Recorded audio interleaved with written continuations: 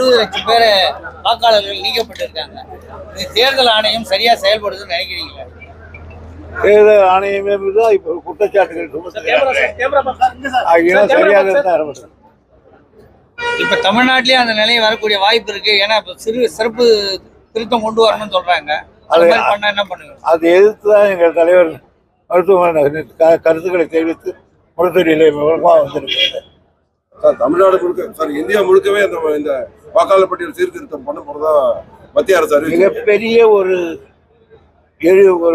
புரட்சி எழுச்சி இதில் நாடு செழிவு உருவாகும். அப்ப நாடு முழுவதுமே போலி வாக்காளர்கள் அதிகமா சேர்த்துருக்கு, அந்தந்த மாநிலம் சேர்த்துருக்குதுன்னு சார் அர்த்தமாகுது. ஆமா, நம்ம மாநிலமும் அதுக்கு உடந்தே அதில் எவ்வளோ மாநிலம் நோக்கம் இவங்க சேர்த்து எல்லாம் ஓட்டுட்டு போனதுதான்.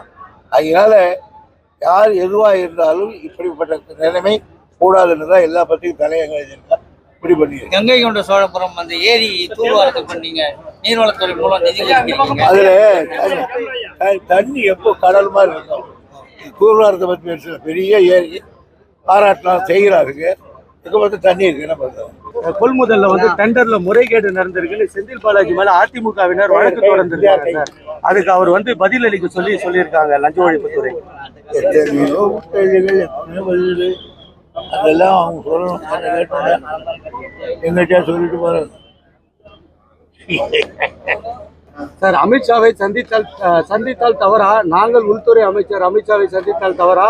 முதல்வரும் அவரது மகனும் யார் வீட்டு கதவை தட்டினார்கள் அப்படின்னு எடப்பாடி சொல்லியிருக்காரு. மேலும் வந்து திமுகவினுடைய இது வர்றது துண்டு பிரசுரமா விநியோகிக்க போறதா சொல்லியிருக்காரு சார் எடப்பாடி. அதாவது முதல்வரும் அவரது மகனும் வந்து அமித்ஷா வீட்டு கதவை தட்டினால் அது வந்து தவறு இல்லையா அப்படின்னு சொல்றாரு.